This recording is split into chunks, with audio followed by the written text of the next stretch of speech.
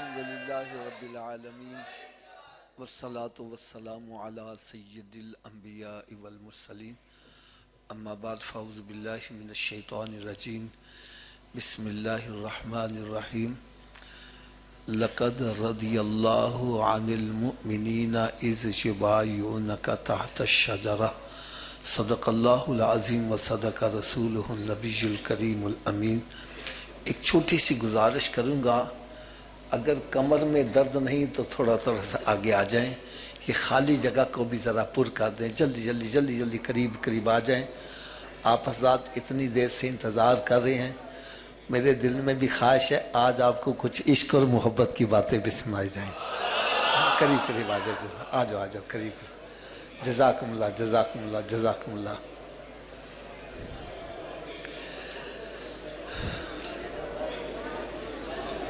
پیارے آقا حضرت محمد مصطفیٰ صلی اللہ تعالی علیہ وسلم نے ارشاد فرمایا کہ جو میرا امتی روزانہ 50 مرتبہ، کتنی مرتبہ جی؟ تھوڑا سا اونچی آواز سے بولا، ایک مرتبہ پھر اونچی آواز سے، جو میرا امتی روزانہ 50 مرتبہ مجھ پر درود پاک پڑھتا ہے تو کل بروز قیامت میں خود اس کے ساتھ مصافحہ فرماؤں گا۔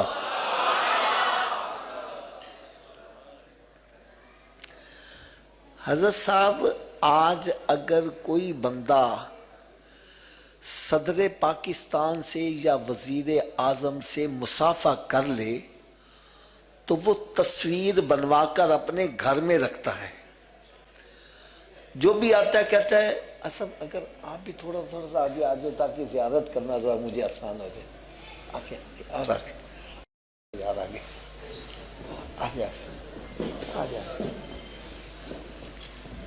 جزاکم اللہ۔ اصل میں میرا پتہ کیا ہے، اٹھو بلیا ستیا چل میلہ ویکھن جا، کسے بخشن ویکھیا متا تم ہی بخشیا جا۔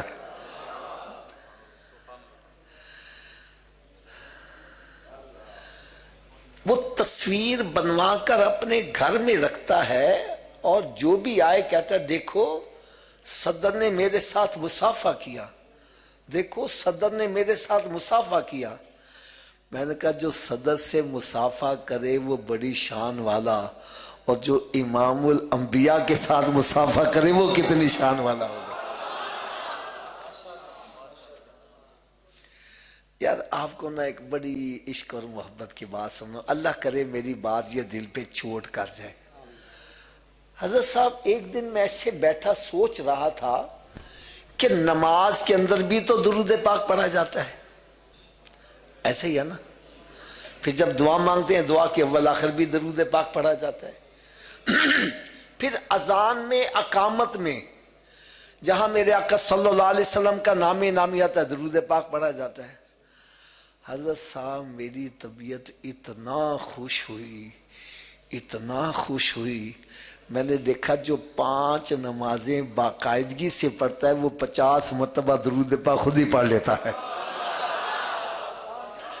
اس سے پتہ چلا جہاں 5 نمازیں ادا کرنے والے کو اور انعام و اکرام سے نوازا جائے گا، وہاں ایک انعام یہ بھی ملے گا کہ میرے آقا صلی اللہ علیہ وسلم کے ساتھ مصافحہ کرنے کی سعادت بھی حاصل کر لے۔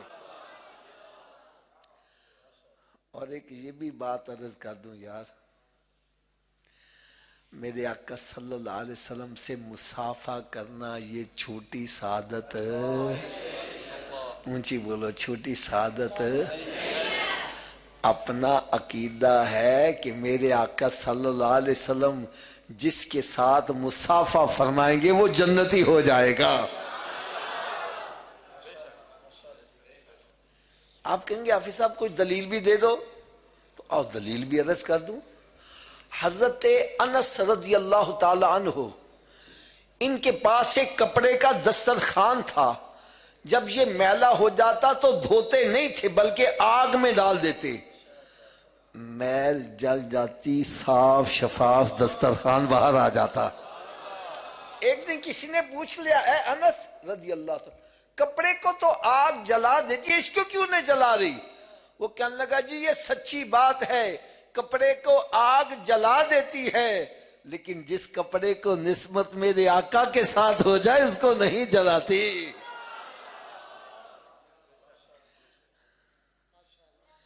کہنے لگے پیارے آقا صلی اللہ علیہ وسلم نے ایک مرتبہ اسی دسترخوان پر کھانا تناول فرمایا اور اس کے بعد اپنے دست اقدس کو اس کے ساتھ مس کر دیا۔ بس اس دن کے بعد جب بھی یہ میلا ہو جاتا ہے میں آگ میں ڈال دیتا ہوں، میل تو جل جاتی ہے، کپڑا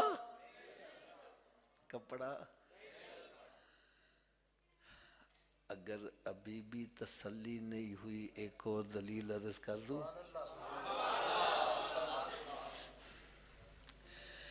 معراج شریف کی رات میرے آقا صلی اللہ علیہ وسلم سدرۃ المنتہا پر پہنچے، جبریل امین علیہ السلام جو نوری فرشتوں کے سردار ہیں عرض کرتے ہیں یا رسول اللہ صلی اللہ علیہ وسلم میں یہاں سے ایک بال برابر بھی آگے بڑھوں اللہ تعالیٰ کے انوار و تجلیات سے میرے پر جل کے راکھ ہو جائیں گے، میں یہاں سے آگے اونچی بولو ذرا آگے۔ میرے آقا صلی اللہ علیہ وسلم نے ارشاد فرمایا جبریل جہاں تیری انتہا ہو رہی ہے وہاں سے میری ابتدا ہو رہی ہے۔ میرے آقا صلی اللہ علیہ وسلم آگے تشریف لے گئے اور جلے نہیں، اس لیے اعلی حضرت لکھتے ہیں سب سے اعلیٰ اولا، سب سے بالا والا، اپنے مولا کا پیارا، دونوں عالم کا دولہ، ارے خلق سے اولیاء، اولیاء سے رسول، اور ہے سب رسولوں سے اعلیٰ۔ اچھا یہ تو ہم نے تسلیم کر لیا میرے آقا صلی اللہ علیہ وسلم جبریل امین سے بھی افضل اور اعلیٰ ہیں، دلیل یہ ہے کہ سرکار آگے تشریف لے گئے جلے نہیں، لیکن جو آپ نے لباس پہنا تھا وہ تو جل جانا چاہیے تھا، نہیں سمجھ لگی جو لباس پہنا تھا وہ تو جل جاتا۔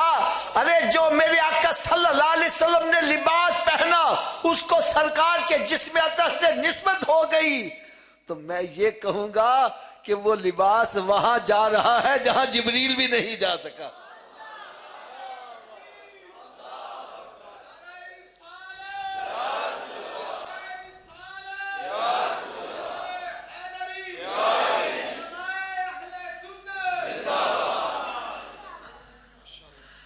اچھا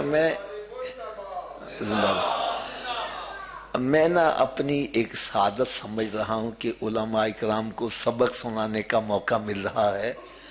حضرت صاحب میں ایک اشارہ کرنے لگا ہوں، پتہ نہیں کس کے دل پر چوٹ کر جائے۔ حضرت صاحب جس کپڑے کے ساتھ میرے آقا صلی اللہ علیہ وسلم کا دستی اقدس تھوڑی دیر مس کر جائے اس کو آگ، تھوڑا سا اونچی آواز سے بولو یار، اس کو آگ، تو جس ماں کے شکم میں سرکار 9 ماہ تک جلوہ فروز ہوئے اس ماں کی شان کا علم کیا ہوگا۔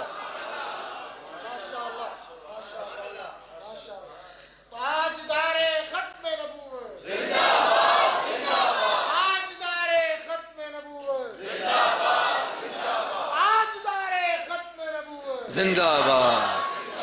اب ایک اشارہ اور سنو حضرت صاحب، بڑی توجہ سے سننا، میں کہتا ہوں ہو سکتا ہے آج پتہ نہیں کس کے دل پر چوٹ لگے، رخ مدینہ شریف کی طرف ہو جائے یار۔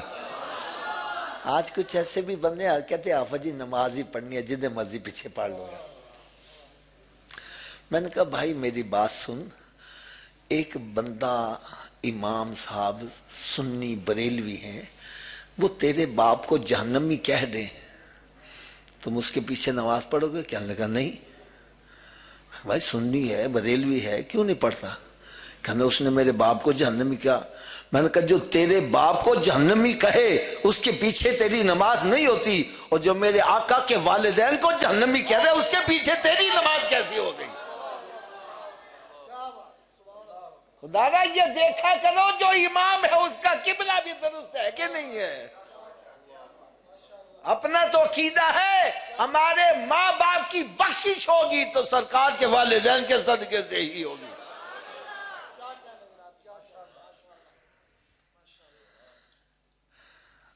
اب ایک اشارہ اور کرنے لگا ہوں. جس کپڑے کے ساتھ میرے آقا صلی اللہ علیہ وسلم کا دست اقدس تھوڑی دیر مس کر جائے اس کو آگ، تھوڑا سا اونچی آواز سے بول دو یار، اس کو آگ. یار اسی دست اقدس پر تو سب صحابہ کرام نے بیعت کی ہے، ان کا مقام کیا ہوگا؟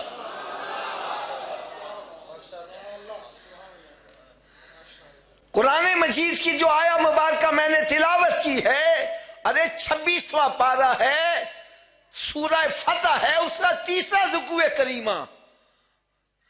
رب تعالیٰ ارشاد فرمایا لقد رضی اللہ عن المؤمنین اذ یبایعونک تحت الشجرہ، بے شک اللہ تعالیٰ ان سب سے راضی ہو گیا جنہوں نے درخت کے نیچے بیٹھ کر میرے محبوب کے ہاتھ پر بیعت کی. میں نے کہا یار جن سے رب راضی تو ناراض کیوں ہو رہا ہے؟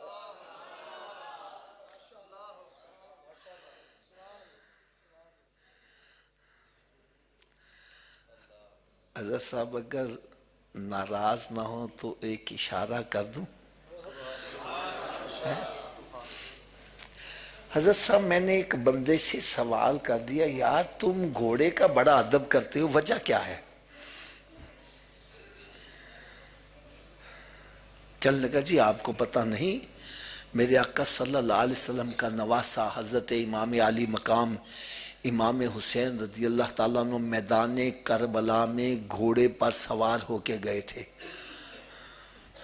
میں نے کہا ویسے میدان کربلا ہے ریتلا علاقہ، اور ریتلے علاقے میں گھوڑا کام نہیں دیتا، وہاں اونٹ کام دیتا ہے، ایسے ہی ہے نا. میں نے کہا پھر بھی تم ضد کرتے ہو کہ نہیں جی گھوڑا ہی ہے تو چلو گھوڑا ہی ہوگا یار. لیکن میرا سوال یہ ہے جو آج تمہارے پاس گھوڑا ہے اس پر تو حسین کا بیٹھنا ثابت نہیں ہے. کہنے لگا حافظ جی گل تے سچی ہے، اس گھوڑے پر تو بیٹھنا ثابت نہیں ہے. میں نے کہا اس کا ادب کیوں کرتے ہو؟ کہنے لگا جو اس کی نسل میں سے تو چلا آ رہا ہے اس لیے اس کا ادب کرتے ہیں. میں نے کہا جس گھوڑے پر سرکار کا نواسہ بیٹھ جائے اس کی نسل کا بھی ادب کرتے ہو، ارے جن کے کندھوں پر ان کا نانا بیٹھا اس صدیق کا ادب کیوں نہیں کرتے؟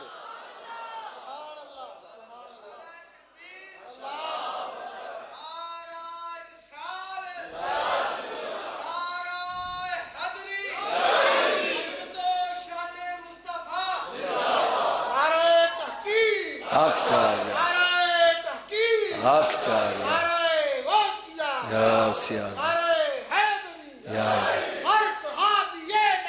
جنتی جنتی، اونچی آواز سے بولو، جنتی جنتی جنتی. حضرت صاحب ویسے نا کام انصاف سے لینا چاہیے، انصاف سے لینا چاہیے. جب مکہ معظمہ فتح ہوا ہے میرے آقا صلی اللہ علیہ وسلم نے ارشاد فرمایا آج یہاں سے بتوں کو ختم کیا جائے گا. 360 بت رکھے ہوئے تھے، سارے بت توڑے جا رہے ہیں.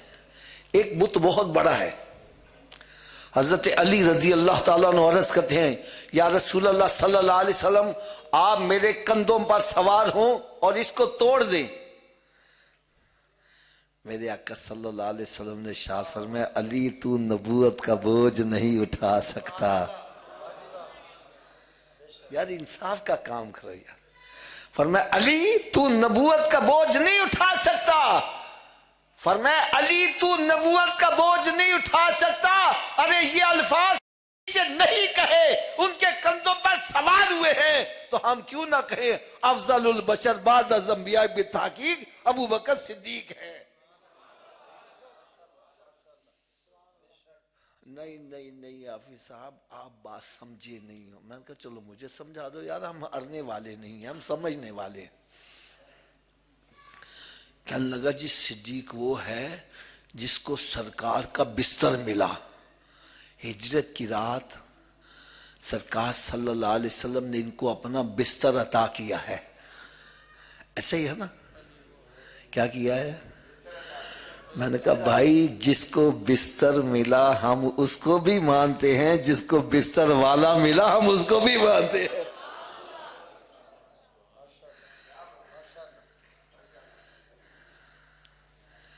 میں نے کہا یار چلو مجھے ایک اور چھوٹا سا جواب دے دو۔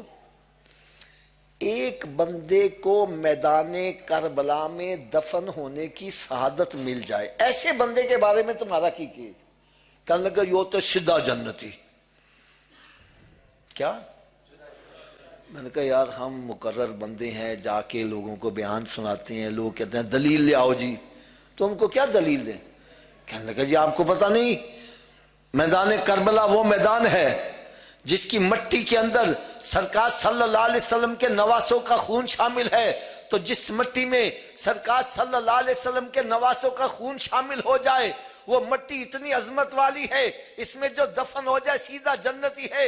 میں نے کہا جس مٹی میں سرکار کے نواسوں کا خون شامل ہو ارے اس میں دفن ہونے والا جنتی ہے، اور جہاں ان کے نانا جلوہ فروز ہے ان کے پہلو میں لیٹنے والوں کا مقام کیا ہوگا؟ کیا مقدر ہے صدیق اور عمر کا جن کا گھر رحمتوں کے خزینے میں ہے۔ آپ سے اگر کوئی پوچھے نبی پاک صلی اللہ علیہ وسلم کی امت میں کوئی اس وقت ہے جو اس وقت جنت میں ہے تو برملا کہو ہاں، دو صحابہ کرام ہیں، ان میں ایک کا نام صدیق اکبر ہے اور دوسرے کا نام عمر فاروق ہے۔ آپ کہیں گے حافظ صاحب آپ کے پاس اس کی کیا دلیل ہے؟ تو یار میں دلیل دینے لگا ہوں، جو حضرات حج اور عمرہ کر کے آئے ہیں ان کی آنکھوں کے سامنے سارا نقشہ آنے لگا ہے۔ میرے آقا صلی اللہ علیہ وسلم نے شاہ فرمایا ماں بین بیتی و منبری روضۃ من ریاض الجنہ، میرے حجرہ پاک اور منبر شریف کے درمیان کا حصہ جنت کی کیاریوں میں۔ آج اگر کوئی جنت میں نماز پڑھنا چاہتا ہے وہاں نماز پڑھے، ایسا ہے جیسے جنت میں نماز ادا کر رہا، وہ ہے ہی جنت کا ٹکڑا۔ میں نے کہا جی وہ جنت کا ٹکڑا کیسے بن گیا؟ کہنے لگے حافظ صاحب پیارے آقا صلی اللہ علیہ وسلم فجر کی نماز پڑھانے کے لیے تشریف لا رہے ہیں، پھر واپس، پھر ظہر، پھر عصر، پھر مغرب، پھر عشاء، تو جس جگہ کو بار بار سرکار کی قدم بوسی کا شرف ملا وہ جنت کی کیاریوں میں کیاری بنی۔ میں جہاں سرکار خود جلوہ فروز ہے ارے اس جگہ کا مقام کتنا عرفہ اور اعلیٰ ہوگا۔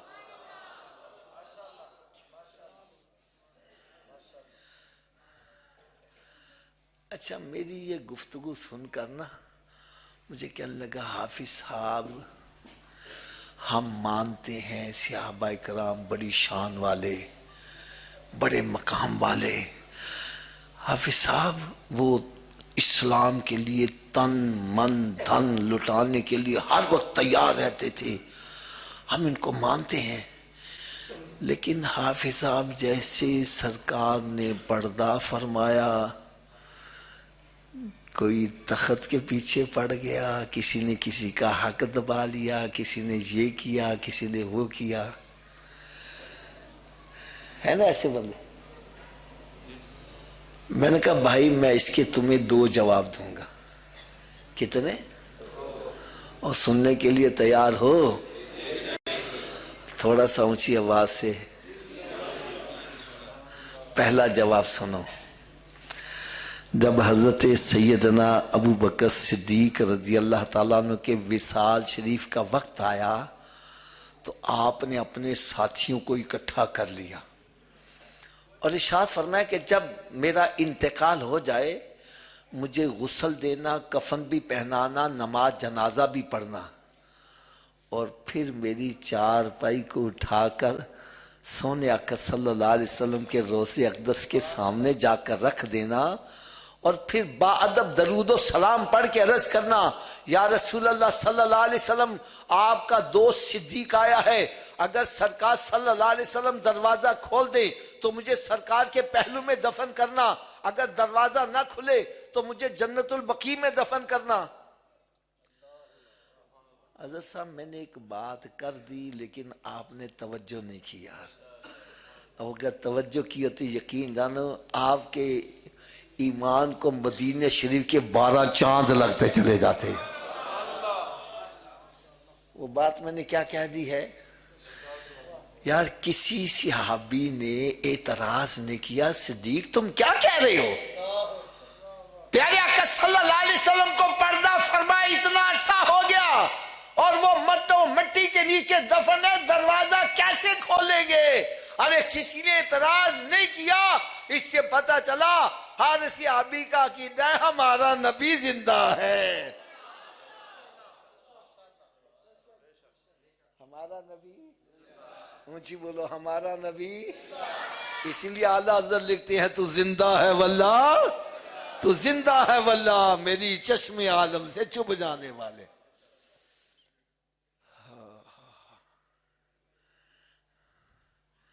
یار اگلی بات سنوں گی آپ کو اور بڑا مزہ آئے گا۔ جب آپ کی چارپائی لا کر رکھی گئی تو آگے بڑھ کر جس نے عرض کی اس کا نام مولا علی شیر خدا ہے۔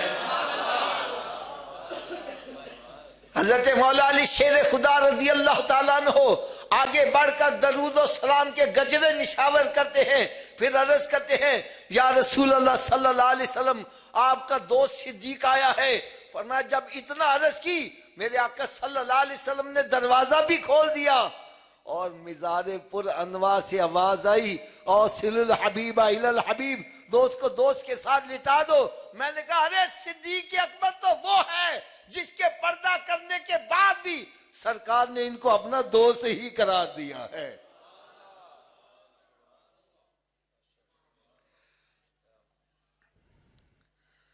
دوسرا جواب بھی سنو گے؟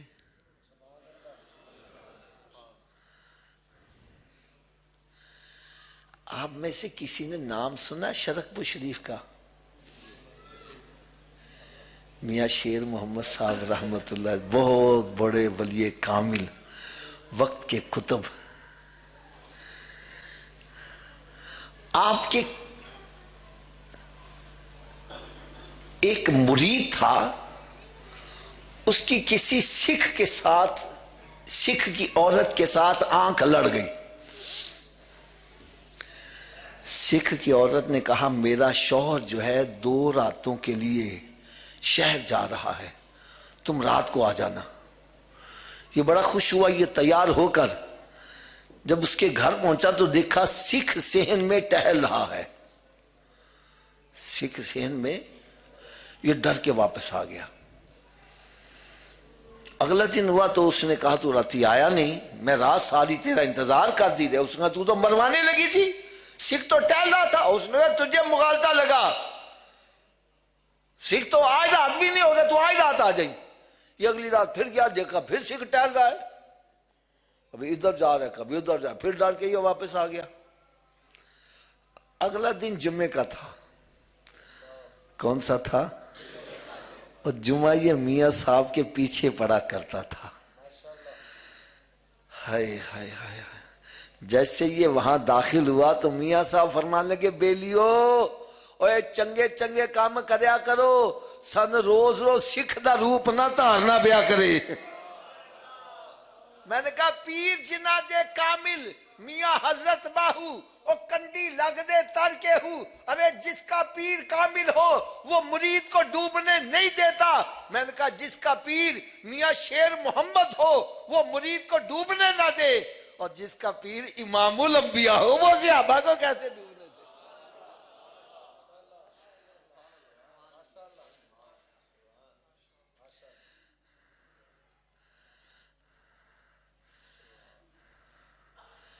اس لیے بھائی ہمارا عقیدہ ہے ہر صحابی نبی، اونچی بولو، ہر صحابی نبی۔ بلکہ اگر میں مختصر بات کہہ دوں، میں اس کو صرف نعرہ سمجھتا ہوں، میرے نزدیک صحابہ کرام کا مقام اس سے بھی عرفہ اور اعلیٰ ہے۔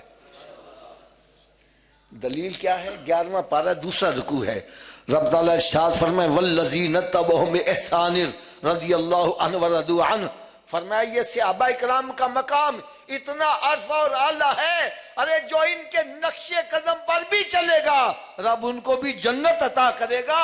جن کے نقش قدم پر چلنے سے جنت ملتی ہے ان کا اپنا مقام کتنا بلند ہوگا۔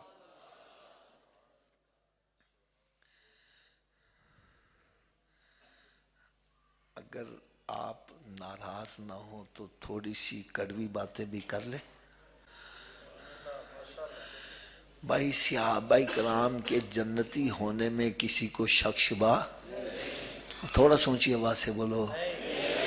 اور پھر صحابہ کرام میں وہ ہستیاں بھی ہیں عشرہ مبشرہ، 10 صحابہ کرام جن کو سرکار نے جنتی ہونے کی دنیا میں بشارت عطا فرمائی، پھر وہ بھی صحابہ کرام جنہوں نے سرکار سے کئی مرتبہ جنت خریدی۔ اور پھر اگلی بات سنو، میرے آقا صلی اللہ علیہ وسلم کے نواسے حسنین کریمین، ان کے بارے میں میرے آقا صلی اللہ علیہ وسلم نے ارشاد فرمایا یہ جنتی نوجوانوں کے سردار ہیں۔ ایسے ہی ہے نا جی؟ میں ہاتھ باندھ کر ایک بات عرض کروں گا، ان کے پاس تو جنت کی سندیں ہیں، سرٹیفکیٹ ہیں، کیا انہوں نے نمازیں چھوڑ دی تھی؟ کیا گناہوں پہ دلیر ہو گئے تھے؟ سرکار نے ہمیں جنتی قرار دے دیا، ہمیں نمازیں پڑھنے کی کیا ضرورت ہے؟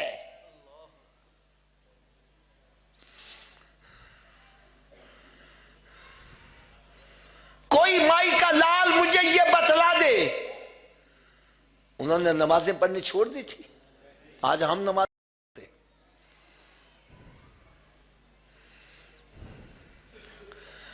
یقین جانی حضرت صاحب مجھے اتنا دکھ ہوتا ہے، اتنا دکھ ہوتا ہے۔ ہماری محفل میں نعرے لگتے ہیں، نعرہ تکبیر جب لگتا ہے آواز ہولی ہوگی، نعرہ رسالت پہ آواز ہولی، اور نعرہ حیدری پہ آواز اونچی ہوتی ہے۔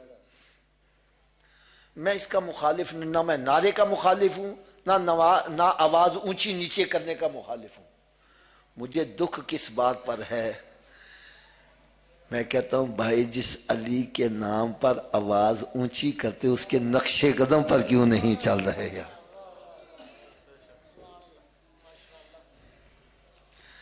یار علی کا نعرہ لگانے والوں، علی کی ابتدا بھی مسجد ہے اور انتہا بھی مسجد ہے۔ ابتدا بھی کیا ہے؟ اونچی بولو۔ انتہا بھی؟ اسی مسیطے وردے ہی نہیں، باری بھنگ پی کے، چرس پی کے، شراب پی کے ہلی۔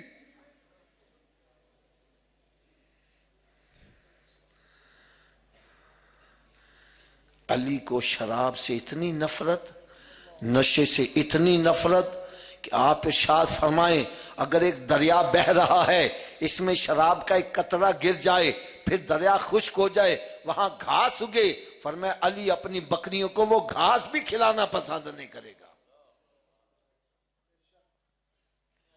پہلے زمانے میں مسجد کے ساتھ کنواں ہوتا تھا، فرمایا اگر کنویں کے اندر شراب کا قطرہ گر جائے، پھر کنواں خشک ہو جائے، وہاں منارہ بنا دیا جائے، فرمایا علی اس منارے پر چڑھ کے اذان دینا بھی پسند نہیں کرے گا۔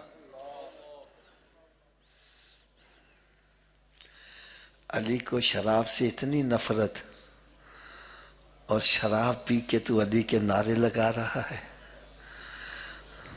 مسجد میں بیٹھے سچی بات کرنا، بھنگ پی کے، چرس پی کے، شراب پی کے علی کا نام لینا ادب ہے؟ مجھے بولو، تو ان کے پاس کیا لینے جاتے ہو؟ اچھا یار مسجد میں بیٹھے میں ایک سوال کرنے لگا ہوں، بالکل جھوٹ نہیں بولنا، سچی بات کرنا۔ حضرت امام حسین رضی اللہ تعالیٰ عنہ سے شراب پینا ثابت ہے؟ اونچی بولو یا نماز میں سستی، بے حیائی، یہ سارے کام تھے یزید کے. شراب وہ پیتا تھا، نمازوں میں وہ سستی کرتا تھا، بے حیائی کے کام وہ کرتا تھا. یہ سارے کام یزید کے تھے. آج ہم کام یزید کے کر رہے ہیں اور نام حسین ہی رکھ رہے ہیں.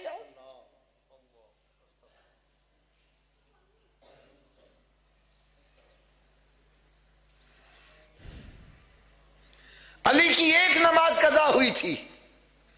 کون سی نماز تھی؟ تھوڑا جا اونچی آواز نہ بولا، ایک مرتبہ پھر اونچی آواز سے بولا. اس سے پتا چلا کہ علی سنی تھے، وہ ظہرین پڑھنے والے نہیں تھے. نہیں سمجھ لگی. اگر ظہرین پڑھی ہوتی تو اثر قضا نہ ہوتی. اس سے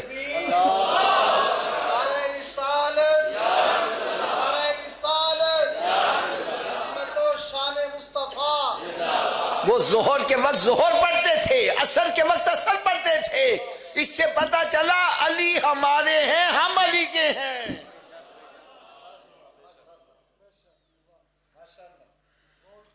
ایک نماز قضا ہوئی ہے. کون سی نماز؟ اچھا، یہ نماز جو نوٹوں کی خاطر ہوئی تھی کہ ووٹوں کی خاطر ہوئی تھی؟ سرکار کی نیند پر ہوئی تھی. کس پر ہوئی تھی؟ پھر بھی آنکھوں سے کیا نکلے؟ کبھی ہماری بھی آنکھوں سے آنسو نکلے ہیں. کس منہ سے علی کا نعرہ لگا رہا ہے؟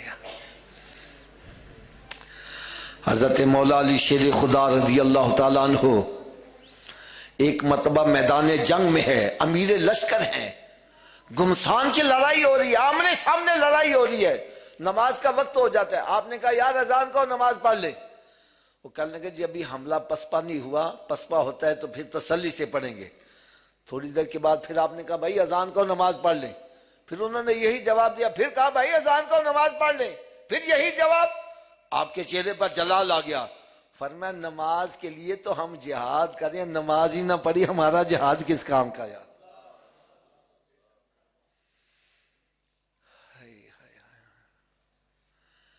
حضرت صاحب میں ابھی چند دن پہلے ایک علاقے میں بیان کرنے گیا تو مسجد کے سامنے والی دیوار پر نے ایک فقرہ لکھا ہوا تھا. اس نے سب میرے اندر بڑا انقلاب برپا کیا. وہ فقرہ کیا تھا؟ لکھا ہوا تھا اگر تم مسجدوں کو ویران کرو گے تمہارے ہاسپٹل آباد ہوں گے اور جیلیں آباد ہوں گی.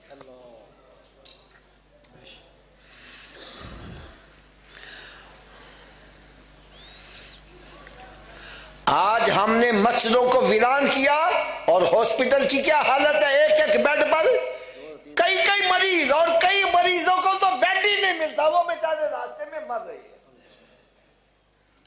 جیلوں میں چلے جاؤ جہاں 2 بندوں کی گنجائش وہاں 20 بندے گھسیڑے ہوئے ہیں. اس کی وجہ کیا ہے؟ وجہ یہ ہے میرے آقا صلی اللہ علیہ وسلم نے ارشاد فرمایا نماز میں شفا ہے. نماز میں کیا ہے؟ اونچی بولو. جب ہم نے شفا والا کام چھوڑ دیا، بیمار ہو گئے، ہسپتال بھر گئے. اور قرآن یہ کہہ رہا ہے ان الصلاۃ تنہی عن الفحشاء والمنکر، نماز بے حیائی اور برے کاموں سے روکتی ہے. جس نے برے کاموں سے روکنا تھا وہ ہم نے چھوڑ دیا، برے کاموں میں پڑ کے جیلیں بھر گئی.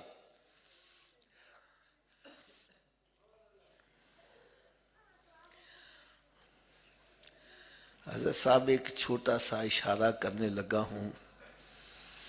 ایک بندہ ہاسپٹل میں ہوتا ہے، تکلیف میں اس کا ایک ایک لمحہ کیسے گزرتا ہے. جیل کے اندر بندہ ہو، ایک ایک لمحہ کیسے گزرتا ہے.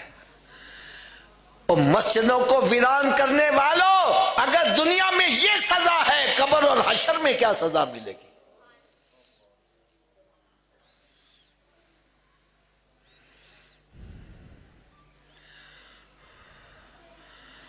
یار دیکھو میری بات سنو.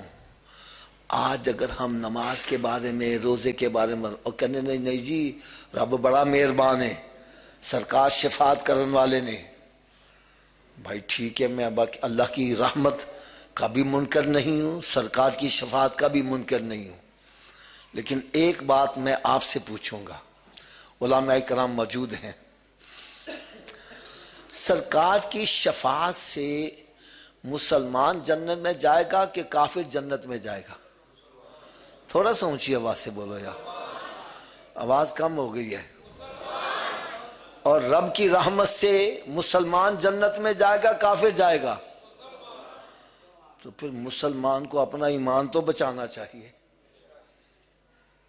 آج ہم اپنا ایمان 2-2 کے اوپر تو فروخت کر رہے ہیں۔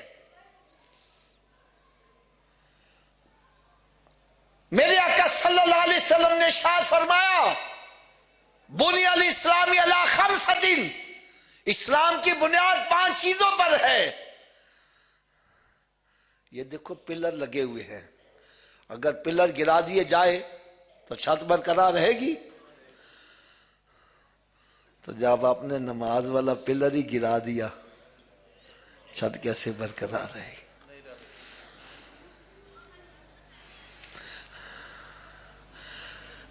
یار ابھی بھی سمجھ نہیں آ رہی، دیکھو بڑی توجہ سے سننا، یہ انسان کی جو باڈی ہے، اس میں ہاتھ بھی اسی باڈی کا حصہ ہے، پاؤں بھی اسی باڈی کا حصہ، سر بھی اسی باڈی کا حصہ۔ اچھا آپ نے ایسے بندے تو دیکھے ہوں گے دونوں پاؤں بھی کٹے ہوئے پھر بھی زندہ ہے، دونوں ہاتھ بھی کٹے ہوئے پھر بھی؟ کبھی کوئی بندہ ایسا دیکھا جس کا سر کٹا ہو پھر بھی زندہ ہو؟ بولو تو صحیح۔ حالہ ہے سارے بدن کا حصہ، لیکن جو سر کا مقام ہے باقیوں کا مقام نہیں ہے۔ سر کے بغیر بندہ زندہ نہیں رہ سکتا۔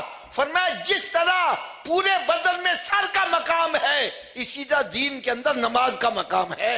ارے نماز نہ پڑھی تو پھر بندہ کیسے دین پر قائم رہے؟ الفرق بین الکفر والایمان الصلاۃ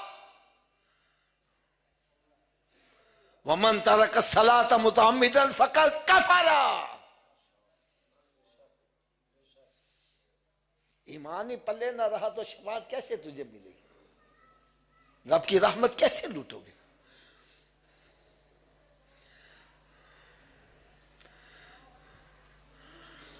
اچھا میں صرف ایک دلیل آپ کو ایمان چیک کرنے کی دوں گا اور ایک ایمان کی حفاظت کی، پھر انشاءاللہ تعالیٰ دعائے خیر کر لیتے ہیں، ٹھیک ہے؟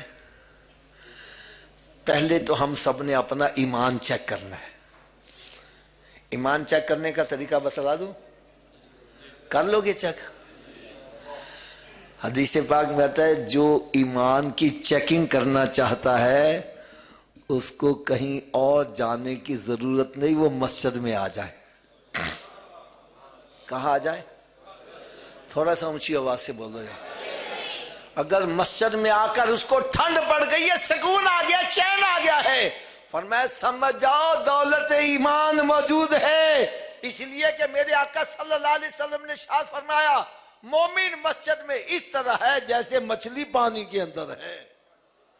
مچھلی کو پانی سے باہر نکالو تڑپتی ہے، مومن مسجد سے باہر تڑپ رہا ہے۔ اور دیکھیے اذان کی آواز سے نہیں ہو گئی یار، دیکھیے کتنے ٹائم سے نہیں ہو گیا یار، دیکھو ذرا چیک کرو نماز لگ تو نہیں گئی، اپسٹ ہے، پریشان ہے۔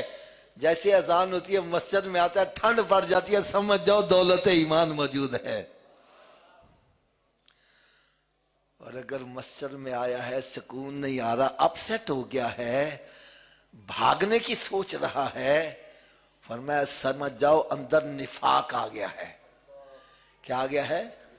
کیونکہ میرے آقا صلی اللہ علیہ وسلم نے ارشاد فرمایا منافق مسجد میں اس طرح ہے جیسے پرندہ قید میں ہے، ایک پرندے کو قید میں ڈال دو، وہ ادھر ٹکر مار ادھر ٹکر مار ادھر ٹکر مار، چھوٹا سا سراغ دے وہ بھاگ کے وہ جاتا ہے۔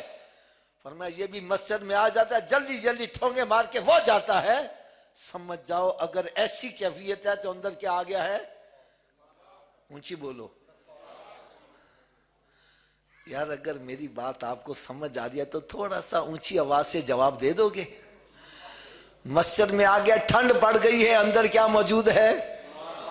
مسجد میں آیا ہے، ٹھنڈ نہیں پڑی، اب سیٹ ہو گیا ہے، بھاگنے کی سوچ کیا آ گیا ہے تو جڑا مسیطے وردہ ہی نہیں.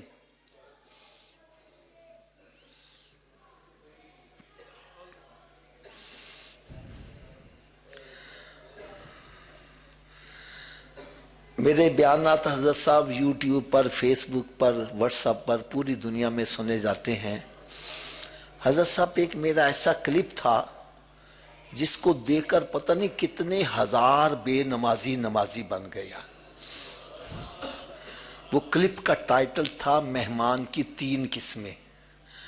مہمان کی پہلی قسم آ جائے اسی کہنے جاوے نا، حضرت جی بیٹھ جاؤ روٹی کھا کے جانا، چاہ ایڈی کادی کالی کے لیے چلے جانا، بیٹھو. آ گیا جائے نا، یہ پہلی قسم ہے. دوسری قسم آ گیا میں کہنا فٹافٹ نکلے، اچھا یار کو ضروری کر لیا تو فون تے کر لیں، نکلو فٹافٹ. تیسری قسم میں کہنا میرے کاچ وڑے ہی نہ.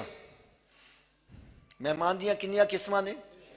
پہلی قسم آ جائے تو ایسی کہنے آ، دوسری قسم آ جائے تو ایسی کہنا فٹافٹ، تیسری قسم ایسی کہنا ساڑھے کاچ. یار مسجد کس کا گھر ہے؟ تو ہم اللہ کے گھر میں مہمانوں کی کون سی قسم ہے؟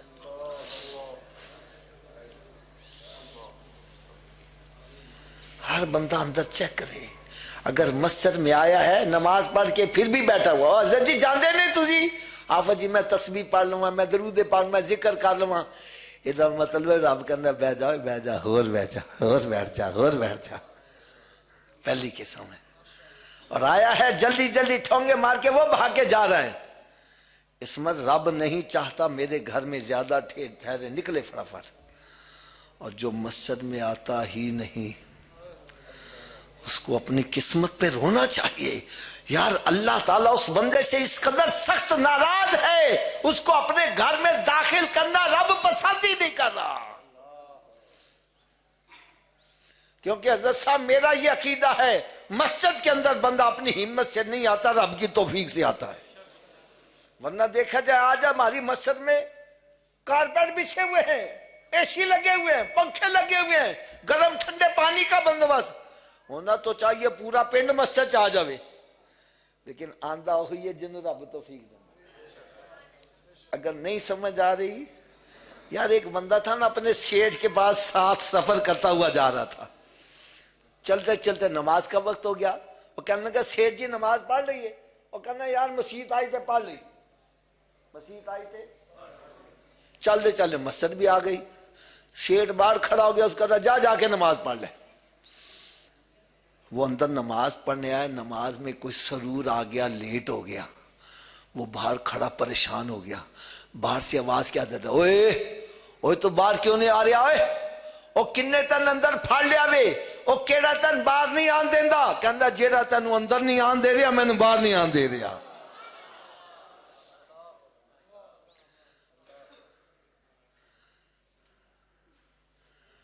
حدیث پاک میں آتا ہے میرے آقا صلی اللہ علیہ وسلم نے ارشاد فرمایا، اے میرے صحابہ جب جنت کے باغوں میں جایا کرو تو جنت کے پھل بھی کھایا کرو. صحابہ کرام حیران ہو گئے، یار جنت میں تو بندہ جائے گا قیامت کے بعد، آپ ابھی فرما رہے ہیں. میرے آقا صلی اللہ علیہ وسلم نے ارشاد فرمایا مسجدیں جنت کے باغات ہیں. مسجدیں جنت کے، اونچی بولو، جنت کے. حضرت صاحب میں ایک بات سوچ رہا تھا، جو دنیا میں رہ کر جنت کے باغ میں نہیں آ رہا، قیامت کے روز جنت کے باغ میں کیسے چلا جائے گا. فرمایا مسجد جنت کے باغات ہیں، اور یہاں کا پھل کیا ہے؟ سبحان اللہ، الحمدللہ، اللہ اکبر، لا الہ الا اللہ. اس کا مطلب ہے مسجد میں آؤ، دنیاوی گفتگو نہ کرو، ادھر ادھر کی باتیں نہ کرو، بلکہ مسجد میں آیا کرو، رب کا ذکر کیا کرو. اب ایمان کی حفاظت کا بھی طریقہ بتلا دوں. چیکنگ تو ہو گئی نا، اب ایمان کی حفاظت بھی سنو کیسی کرتے ہیں. حضرت صاحب آپ بازار جاتے ہو، وہاں سے ایک آم کا پودا خرید کے لے آتے ہو، لا کے اپنے صحن میں لگا دیتے ہو. اب اس کو نہ پانی دیتے ہو، نہ گوڈی دیتے ہو نہ کھاد ڈالتے ہو. میں کہنا یار پودا لائے تو پانی بھی دے. حافظ جی میں مصروفات, میرے کو ٹائم ہی نہیں رہا. میرے کو اونچی بولو یار.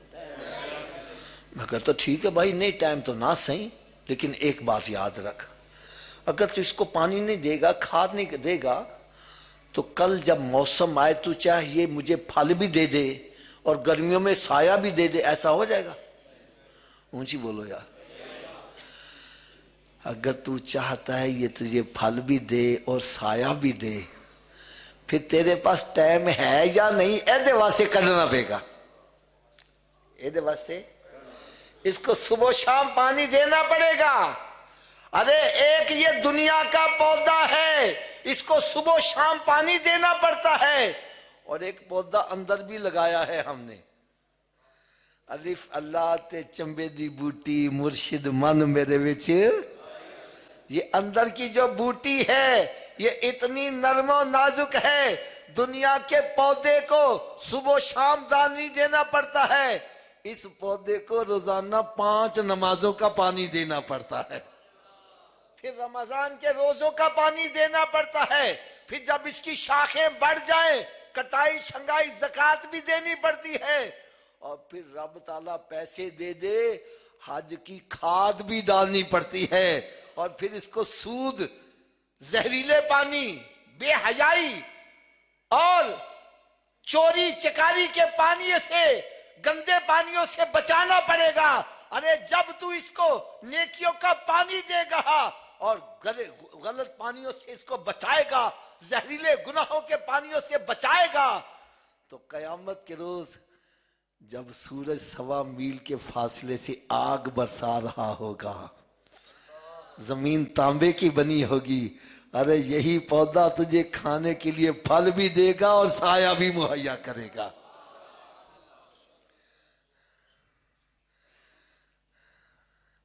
چلو آخر میں فیصلہ میں آپ پر چھوڑنے لگا ہوں. حضرت صاحب تسی گل دسنا, تاڑا اپنا مکان ہوئے, انہوں لگا ہوئے تالا, کی لگا جی؟ بغیر چابی دے گھر وڑ جاؤ گے؟ اونچی بولو یار. اگر بغیر چابی کے تو اپنے گھر میں داخل نہیں ہو سکتا, بغیر چابی کے جنت میں کیسے چلے جاؤ گے؟ آپ کہیں جی جنت کی چابی کیا ہے؟ تو بھائی پھر جس نبی کا کلمہ پڑھے نہیں سے پوچھے جنت کی چابی کیا ہے. جنت کی چابی سرکار نے کیا بتلایا ہے؟ اتنی آواز سے بولو جن کو نہیں پتا چل جائے ان کو. کیوں جی بغیر چابی کے تالا کھولو گے؟ چابی دا بندوبست پہ مرن تو بعد کرنا ہے کہ پہلے کرنا ہے؟ تو پھر کر دے کیوں نہیں؟ جب مسجد سے آواز آتی ہے حی علی الصلاۃ, آؤ چابی کے لیے, کیوں بیٹھا گپے مار رہا ہے, کیوں بیٹھا فلمیں ڈرامے دیکھ رہا ہے, کیوں بیٹھا کاروبار کر رہا ہے؟ ارے تجھے چاہیے سب کام چھوڑ کے مسجد کی طرف آ. کوئی پوچھے صوفی صاحب کدھر جا رہے جے؟ بتلا میں جنت کی چابی لینے جا رہا ہوں. کیا لینے جا رہا ہوں؟ اچھا اگر ناراض نہ ہو تو تھوڑی جی کڑوی گل کر لیا. اگر جنت کی چابی کا بندوبست نہ کیا تو پھر کہاں جانا پڑے گا؟ کیا دوزخ کی آگ برداشت کر لو گے؟ آج ایک جلتی ہوئی سگریٹ پر ننگا پاؤں آج چیخ نکل جاتی ہے, اچھل پڑتا ہے. ارے سگریٹ کی آگ تو برداشت نہیں کر سکتا, دوزخ کی آگ کیسے برداشت کرو گے؟ تو کیا خیال ہے دوزخ کی آگ برداشت کر لو گے؟ تھوڑا سا اونچی آواز سے بولو. تو پھر دوزخ سے بچنے کے لیے جنت کا بندوبست کرنا ہے کہ نہیں کرنا؟ چلو سب آپ بتلاؤ, کیا ہر چابی ہر تالے کو لگ جاتی ہے؟ اس کی کیا وجہ ہے؟ چلو وجہ بھی میں بتلا دوں. تالے کے اندر ہوتے ہیں لیور, جتنے لیور کا تالا ہوگا چابی کو اتنے دانتے پڑے ہوں گے تو چابی گھومے گی, چابی گھومے گی تو تالا کھلے گا نا. آؤ آج میں یہ بھی بتلا دوں, جو جنت کو تالا لگا اس کے 5 لیور ہیں. کتنے لیور ہیں؟ اونچی بولو ذرا یار. پہلے لیور کا نام ہے فجر, دوسرے کا نام اونچی بول دو یار, تیسرے کا, چوتھے کا, پانچویں کا جو ایک نماز پڑھتا ہے ایک دانتا ڈال رہا ہے تالا کھل جائے گا جی؟ 2 سے 3 سے 4 سے کب کھلے گا؟ اونچی بولو پھر. تو آج کے بعد کتنی نمازیں پڑھیں گے؟ سب کی آواز نہیں آ رہی. یہ سب کی آواز پتہ کیوں نہیں آتی؟ حافظ صاحب 5 پڑھیں گے کیسے؟ تو چلو نسخہ بھی میں بتلا دیتا ہوں. میرے نسخے پر عمل کرو سارے ہی نمازی بن جاؤ گے. اور لوڑ ہے نسخے جی؟ تو جی نسخہ صرف یہ ہے اگر یہ وجود نماز نہ پڑھے کہ میں آخیا حضرت جی اگر یہ وجود تھوڑا جا اچھی آواز نہ اگر یہ وجود تو اس وجود کو رب کا رزق نہ کھلاؤ، نہ روٹی کھلاؤ نہ پانی پلاؤ. بات بھی میں سچی کر رہا ہوں. جو وجود رب تعالیٰ کے آگے نہیں جھکتا کیا وہ اس قابل ہے کہ اس کو رب کا رزق کھلایا جائے؟ اور روٹی سامنے رکھی اپنے منہ میں نہیں جاتی، پکڑ کے لے جاؤ گا مت لے جاؤ. یہ روٹی مانگے بولو نہیں پہلے نماز پھر بعد میں روٹی. تو کیا خیال ہے نمازی بن جائے گا کہ نہیں بنے گا؟ تو اس نسخے پر عمل کون کون کرے گا؟ سارے ہاتھ اونچا کھڑا کر کے بلند آواز سے انشاءاللہ کا نعرہ لگا دو. آج کے بعد ہماری کوئی نماز قضا نہیں ہوگی. رمضان شریف کا روزہ بھی نہیں چھوڑیں گے. سرکار صلی اللہ علیہ وسلم کی سنت پر عمل کریں. یار ہم سارے نمازی بن جائیں. میرے آقا کتنا خوش ہوتے ہیں. یہ ہے محفل میلاد. یہ نہیں آئے 2-4 ناتا سنیا ہاتھ لائے لنگر کھادا تے مچھا نو تا دیندے آ گئے. ارے یہاں آؤ اپنے رخ مدینہ شریف کی طرح کر کے جاؤ. اپنی محافل کو با مقصد بناؤ. اب نسخے کی صبح کی ڈوز بھی سن لو. اتنی دیر تک ناشتہ نہیں کرنا جتنی دیر نماز فجر نہ پڑھ لو. پہلے نماز پھر ناشتہ. ایک بندہ کرنا صبح اٹھن لگیا دیر ہو جاتے میں نے کہا نہ پڑھ نہ لو بہتر ہے پڑھ لو. اور سویرے اٹھ کے منہ آتا ہوں دے جا کہ نہیں تو دے جا تو وضو کر لو. وہ 2 سنت تو فرض پڑھ لو. فجر دی پڑھ لو گے باقی پڑھنی آسان ہو جائے گی. فجر دی رہ جائے شیطان کہتا اچھا انہیں کل تو پڑھیں گے. نہ کل آوے تے نہ نماز پڑھ پاوے. لہذا تھوڑا جا اچھی آواز نہ بلاؤ. انہی دیر تک ناشتہ. ویسے میں لگتا ہے جی میں شیطان کانچ پھوک ماریا بولی نہ کہ نماز پڑھنی نہ پہ جاوے. شیطان ساڑا دوست ہے کہ دشمن ہے؟ دشمن دی گل مننی چاہیے نا. تو سنگیو مان دے پیجے. چلو جرا شیطان نو دشمن سمجھ رہا ہوتے اچھی نہ سن گلا کوئی نہیں. انہی دیر تک ناشتہ جتنی دیر تک نمازے اور انہی دیر تک کوئی اخبار رسالہ نہیں پڑھنا جنہی دیر قرآن پاک دی تلاوت نہیں کر لوں گے. یار اپنے کراچے نصر تے مارو کنے مہینے گزر کے کسی نے قرآن کھول کے پڑھے آوے. قرآن پاک تے گرد و غبار پہ رہے تے ٹی وی وی سی آتے مکھی نے بھائی تیرے کاچے برکت کیویں ہو جائے. میرے آقا صلی اللہ علیہ وسلم نے ارشاد فرمایا اپنے گھروں کو قبرستان مت بناؤ اپنے گھروں کو ویران مت کرو. ارے گھر بندوں سے آباد نہیں ہوتے گھر تلاوت کلام پاک سے آباد ہوتے ہیں. رات کی دوزی اتنی دیر تک سونا نہیں جتنی دیر 5 نمازیں پوری نہ کر لو کہ سونے والے رب کو سجدہ کر کے سو. کیا خبر اٹھے نہ اٹھے صبح کو. یار ایک چل دے تن ایسی پیاری گل سنا جمع تن ساری زندگی مزہ ہی آندہ رہے. حضرت صاحب ایک بندہ کہنے لگا حافظ جی میری تے قسمت ہی پھٹ گئی جی. میں نے کہا تین کی میں پتہ چلیا. کہنے لگا جس کاروبار چاہتا نقصان ہی ہوتا ہے جدہ بھلا کرنا برا ہو جاتا ہے. جس اچھے کام آڈو وہ بھی غلط ہی ہو جاتا ہے. میری تو قسمت ہی الٹ گئی ہے. میں نے کہا الٹی قسمت کو سیدھا کرنے کا نسخہ بھی بتلا دوں. اور لوڑ ہے جی کہ نہیں ہے. میں نے کہا بھائی ایک مہر ہوتی ہے نا سٹیمپ اس کو پکڑ کے اپنے سامنے کرو. اس مہر پہ الفاظ الٹے لکھے ہوتے ہیں لیکن جب یہی مہر ایسے جھک جاتی ہے الٹے الفاظ. میں نے کہا تیری قسمت الٹ گئی ہے اپنی پیشانی رب کی بارگاہ میں جھکا دے تیری الٹی قسمت سیدھی ہو جائے گی. یہ ایک سجدہ جسے تو گراں سمجھتا ہے 1000 سجدوں سے دیتا ہے آدمی کو نجات. اگر آپ چاہتے ہو ہم نمازی بنے میری اولاد بھی میرے بچے بھی میرے دوست احباب بھی تو میں نے ایک کتاب لکھی ہے نمازی بننے کا نسخہ.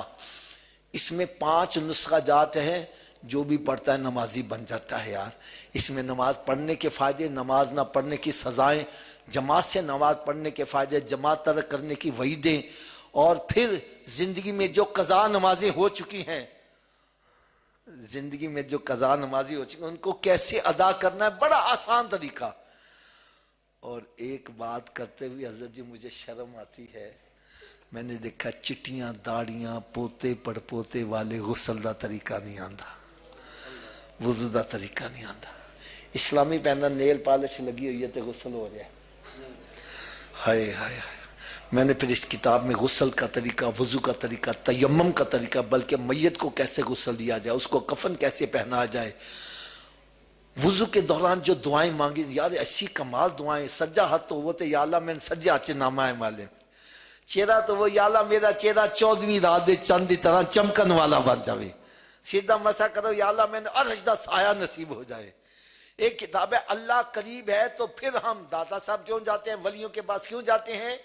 اس کا جواب میں نے اس انداز میں دیا کہ کئی نجدی کلمہ پڑھ کے مسلمان ہو گئے۔ ایک کتاب ہے تحفہ دو محبت ودے گی، یہ ساتہ چہلم کل برسی جو ہم مثال ثواب کرتے ہیں، اس کے قرآن و حدیث سے دلائل، اور اس کے علاوہ یہ بھی بتا رہا کہ اللہ کے ولیوں کی بارگاہ میں حاضری کیسے دینی ہے۔ ایک کتاب ہے وسوسوں سے نجات، یہ تو بڑی اہم کتاب ہے، بڑے پکے پکے نمازی نمازاں چھڑ کے بیٹھ گئے، بھائی آپ نماز نہیں پڑھتے، حافظ صاحب نماز پڑھنا، گندے خیال بڑے آندے نے۔ میں نے اس پر کتاب لکھی، خود بھی صحیح ہو جاؤ دوسروں کو بھی صحیح کرو۔ ایک کتاب ہے ہم میلاد کیوں مناتے ہیں، میلاد شریف پہ لاکھوں روپیہ خرچ کرتے ہیں، اگر مجھے کتنے لکھا جی جواب نہیں دے پاتے، میں نے ایسے دلائل دیے، جو میلاد شریف کے منکر تھے وہ بھی میلاد شریف منانے لگ پڑے۔ اور اس کے علاوہ میں نے بتلائی میلاد شریف منانے کا مقصد کیا ہے، پھر گریبان میں جھانک کر دیکھنا میں نے مقصد بھی پورا کیا کہ نہیں کیا۔ یہ کتابوں کا سیٹ ہے، یہ ویسے تو قیمت اس کی زیادہ بنتی ہے، آپ کو صرف 500 روپے میں یہ پورا سیٹ مل جائے گا۔ چند ایک سیٹ گاڑی میں بچے پڑے ہوئے ہیں، جن حضرات کو چاہیے جاتے ہوئے لے کے جانا۔ اگر کوئی مکمل سیٹ نہیں لے سکتا، مکمل سیٹ نہیں لے سکتا، ایک کتاب چاہتا ہے تو وہ 100 روپے کی اس کو ایک کتاب ہی مل جائے گی۔ اور دکھ والی بات میں کہنے لگا ہوں، اپنے گھروں میں نظر دراؤ، ناول ڈائجسٹ اور گندی کتابیں کتنی ہیں اور اسلامی کتابیں کتنی ہیں۔ As you sow so shall you reap, جیسا بیجو گے ویسا ہی کاٹو گے۔ گندی کتابیں رکھ کے چاہو بچے اچھے نکل آئیں، کیسے نکل آئیں گے؟ اور اتنی میں آپ کو تسلی دے دوں، جس طرح میں نے سادہ زبان میں بیان کیا ہے، کتابیں بھی سادہ زبان میں لکھی ہے، جو اردو پڑھ سکتا ہے میری کتاب سمجھ لے گا۔ تو میری آپ سب سے گزارش ہے، اگر کسی کو رب توفیق دے، غوث پاک کے نام کے 11 سیٹ لے کر تقسیم کرے، کوئی اپنے والدین کے نام سے لے کر تقسیم کرے۔ اگر آپ کی دی ہوئی کتاب سے کوئی نمازی بن گیا، ہو سکتا ہے آپ کے لیے جنت میں جانے کا سبب بن جائے۔ اللہ تعالیٰ میری اور آپ سب کی حاضری کو منظور مقبول فرمائے۔ وما علیہ الا البلاغ۔ اللہم صلی علی سیدنا و مولانا محمد وعلی آل سیدنا و مولانا محمد واصحاب سیدنا و مولانا محمد وبارک وسلم علیہ۔ اللہم ربنا تقبل منا انک انت السمیع العلیم وتب علینا انک انت التواب الرحیم۔ اللہم ربنا ہب لنا من ازواجنا وذریاتنا قرۃ اعین وجعلنا للمتقین اماما۔ اللہم استرنا بسترک الجمیل رب اغفر وارحم وانت خیر الراحمین۔ اے مالک مولا، اس محفل پاک کو تیری بارگاہ میں پیش کرتے ہیں، شرف قبولیت کا درجہ عطا فرما دے یا الہ العالمین۔ اس محفل پاک کے صدقے ہماری، ہمارے والدین کی اور پیارے آقا صلی اللہ علیہ وسلم کے سارے امتیوں کی کامل مغفرت فرما دے۔ آئندہ سب کو نیک اعمال کرنے کی توفیق عطا فرما۔ اے مالک مولا، ہم تیرا شکر ادا کرتے ہیں کہ تو نے ہمیں اپنے محبوب کا امتی بنا دیا۔ اب چاہیے تو یہ تھا کہ ہم سرکار کے نقش قدم پر چلتے، لیکن ہم نے دنیا میں آ کے شیطان کے پیچھے چلنا شروع کر دیا۔ آج ہمیں پتا چلا کہ شیطان کے پیچھے چلنے کا انجام تو جہنم ہے، اور ہم جہنم کی آگ برداشت نہیں کر سکتے۔ اس لیے مالک مولا، ہم آج سارے سچی توبہ کرتے ہیں، ہم سب کی توبہ قبول فرما لے۔ اور آئندہ ہم عہد کرتے ہیں، نیک اعمال کریں گے، گناہوں سے بچیں گے۔ یا اللہ، ہمارے اس وعدے پر ہمیں ثابت قدم رہنے کی توفیق عطا فرما دے۔ اے مالک مولا، جتنے بھی بیمار ہیں میرے آقا صلی اللہ علیہ وسلم کے لعاب دہن کا صدقہ سب کو تندرستی عطا فرما دے، جو پریشان حال ان سب کی پریشانیوں کو دور فرما دے، جو مقروض ہیں ان کو قرضے کے بوجھ سے نجات عطا فرما دے، جو بے روزگار ہیں ان کو حلال روزی کمانے کا اچھا ذریعہ عطا فرما دے، جو روزگار پر لگے ہوئے ان کی روزیوں میں برکتیں عطا فرما دے، جو بے اولاد ہیں ان سب کو صاحب اولاد کر دے، اولاد والوں کی اولادوں کو ماں باپ کا فرما بردار بنا دے، جن کو تو نے بچیوں کی نعمت سے نوازا ان کو بچوں کی نعمت سے بھی نوازا، جن کے گھروں میں بچیاں بچے جوان ہیں رشتے نہیں ملتے ان کے لیے اسباب پیدا فرما دے۔ اے مالک مولا، ہم یہ جانتے بھی ہیں کہ قیامت کے روز مسلمان سے سب سے پہلا سوال نماز کا ہوگا، لیکن افسوس ہماری مسجدیں ویران ہیں، جوے کے اڈے آباد ہیں۔ یا اللہ تو ہمیں سمجھ عطا فرما دے، یا اللہ ہمیں مسجدوں کو آباد کرنے والا بنا دے۔ اے مالک مولا، آج اس محفل پاک میں جنہوں نے ہاتھ کھڑے کیے، یا اللہ ان کے ہاتھ کھڑے کرنے کی لاج رکھ لے، اب سب کو نماز پڑھنے کی توفیق بھی عطا فرما دے۔ یا اللہ جو گناہوں بری زندگی بسر کرنے والے ان کو نیکیوں والی زندگی عطا فرما، جو بے نمازی ہیں ان سب کو 5 وقتہ نماز با جماعت ادا کرنے کی توفیق عطا فرما۔ یا اللہ ہمیں بھی نیک بنا دے، ہمارے گھر والوں کو بھی نیک بنا دے، حاکموں کو بھی نیک بنا دے، محکوموں کو بھی نیک بنا دے۔ یا اللہ ہمارے ملک پاکستان کی خیر فرما دے، اس کو اندرونی بیرونی خطرات سے محفوظ فرما، عالم اسلام کا بول بالا فرما، کفر کا مقابلہ فرما، یہود و نصارہ کے جتنے ناپاک عزائم ہیں سب کو خاک میں ملا دے۔ اے مالک مولا، ہم سب کو مدینہ پاک کی با ادب حاضری نصیب بار بار نصیب فرما، ہم سب کو حج کی سعادت نصیب فرما دے۔ اے مالک مولا، جنہوں نے اس محفل پاک انعقاد میں دامے درمے قدمے سخنے حصے ڈالے، سب کے حصوں کو منظور و مقبول فرما لے، سب کے لیے ذریعہ نجات کا سبب بنا دے۔ اے مالک مولا، جتنے بھی یہاں پر آئے یقیناً یہ سمجھ کر آئے تھے کہ تیرے محبوبوں کا ذکر ہوگا، ہماری دعائیں قبول ہوں گی۔ یا اللہ ان کے مان کی لاج رکھ لے، آج سب کی خالی جھولیوں کو مرادوں سے بھر دے۔ وَفَوِّضُ أَمْرِي إِلَى اللَّهِ إِنَّ اللَّهَ بَصِيرٌ بِالْعِبَادِ وصلی اللہ تعالی علی خیر خلقہ ونور عرشہ وزینت فرشہ محمد وآلہ وآصحابہ اجمعین برحمتک یا ارحم الراحمین۔ لا